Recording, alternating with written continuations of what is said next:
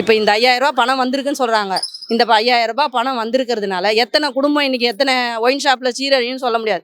முதல் வந்து ஒயின் ஷாப்பை மூடணும். எந்த ஆட்சி வந்தாலுமே நான் சொல்றது ஒரே விஷயம் என்னன்னா, ஒயின் ஷாப் மூடணும். ஒயின் ஷாப் மூடினாங்கன்னாவே பாதி பிரச்சனைகள் நாட்டுல சரியாகும். அதை வாக்குறுதியா கொடுக்குறாங்க, ஆனா செயல்படுத்தல. எனக்கு வந்து இப்ப நீங்க கொடுக்குற 5000 எல்லாம் பெருசு இல்ல, பொங்கலுக்கு கொடுத்த 3000 எல்லாம் பெருசு இல்ல. ஒயின் ஷாப்பை மூடுங்க. ஒயின் ஷாப்பை மூடினீங்கன்னா கண்டிப்பா பாதி கட்டுக்குள்ள வரும். நீங்க கொடுத்த பணம் வேஸ்ட், எல்லாமே ஒயின் ஷாப்புக்கு தான் போகும் சொல்றாங்க. ஆனாலும் வந்து பிசிக்கு வந்து பணம் போட முடியாது சொல்றாங்க. பிசிக்கு வந்து பணம் போடுறது கிடையாது. எஸ்சியா எஸ்டியா அப்படி இருக்கியா அந்த காஸ்ட்டுக்கு மட்டும்தான் பணம் அப்படின்றாங்க. அப்ப பிசி நாங்களாம் என்ன பண்றோம்? நான் பிசின்றதுனால பேசுறேன்னு சொல்லல. அந்த மாதிரி ஸ்கூல்லயும் பாகுபாடு இருக்கு. அந்த பாகுபாடெல்லாம் மாறணும். அதை தான் சொல்றேன் சார். கல்வி கடனுக்கே ரத்துனாங்க, அதுவும் பண்ணல. கல்வி கடன் ரத்துன்னு சொன்னாங்க. அப்புறம் வந்து கல்விக்காக வந்து நாங்க லோன் கொடுக்குறோம், பிள்ளைங்க வந்து பாதி பர்சன்ட் 80% கட்டினா போதும் அப்படின்ற மாதிரிலாம் சொன்னாங்க. ஆனா எந்த லோனுமே இது வரைக்கும் கொடுக்கல. எந்த லோனுக்கும் பசங்க இது பண்ணல. கவர்மெண்ட் ஸ்கூல்லயும் வந்து இப்ப கனவுகள் சொல்லுங்கன்னு சொன்னா, இப்ப நம்மளோட கனவு சொன்னா அவங்க எப்படி சார் நிறைவேற்றுவாங்க? நம்மளுடைய கனவு சொன்னாலும் அவங்க நிறைவேற்ற மாட்டாங்க. அவங்களுடைய கனவுகள் என்னவோ, அவங்களுடைய மேல மேல எப்படி போகணுமோ அதை மட்டும் தான் பாத்துக்குவாங்க. நம்மளுடைய கனவுகள் எல்லாம் பார்க்க மாட்டாங்க. இப்ப சொந்தமா வீடு வந்து 3 லட்சத்துல கட்டித்தரோம், 5 லட்சத்துல கட்டித்தரோன்றாங்க. அந்த வீட்டுக்கான நாங்க போனா என்ன ஆகுது? சாங்ஷன் ஆயிருக்கு. முன்னாடி பணத்தை போட்டு நீங்க கட்டுங்க, அப்புறம் பின்னாடி உங்களுக்கு அக்கௌண்ட்ல போடுறேன்றாங்க. அதுவும் என்ன 3 லட்ச ரூபா மட்டும்தான். ஒரு ஹால் ஒரு கிச்சன் மட்டும்தான் போடணுன்றாங்க. மீதி நம்ம கட்ட வேண்டியதா இருந்தா நம்ம தான் பெருசா எடுத்து கட்ட வேண்டியதா இருக்கு. அப்ப இல்லாதவங்க அந்த 3 லட்சம் 4 லட்சம் எப்படி போட்டு கட்டுவாங்க? வீடே இது பண்ணாம எவ்வளவு பேர் வீடு இல்லாம இருக்காங்க, எவ்வளவு பேர் வாடகை வீட்டுல கஷ்டப்படுறாங்க. இப்ப வாடகை எல்லாம் பாத்தீங்கன்னா எவ்வளவு உயருது. அந்த உயர்வுக்கு எல்லாம் என்ன காரணம்? இவ்வளவு பர்சன்டேஜ்ல தான் நம்ம வீடு வாடகை இருக்கணும் அப்படின்னு ஹெல்ப் பண்றாங்க. ஒரு காட்டுக்காரங்க எல்லாம் அவங்களாம் அதுக்கு தகுந்த வருமானம் வச்சிருக்கிறாங்க. அவங்களுக்கு எல்லாம் ஃப்ரீயா வீட்டை கட்டி கொடுக்குறாங்க, சாவி கொடுக்குறாங்க.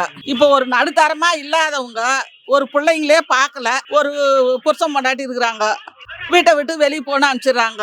அப்ப எந்த முதியோர் இல்லத்துக்கு அதுக்கும் பணம் கட்டி தானே போகணும். முதியோர் இல்லத்துக்கு போனாலும் அது கூட ஒன்றும் ஃப்ரீ கிடையாது. அதெல்லாம் எதனா ஒரு வயசானவங்களுக்கு ஒரு ஹெல்ப் பண்ணாங்கன்னா பரவாயில்லலாம். எங்க பண்றாங்க? பணக்காருக்கு தான் பண்றாங்க.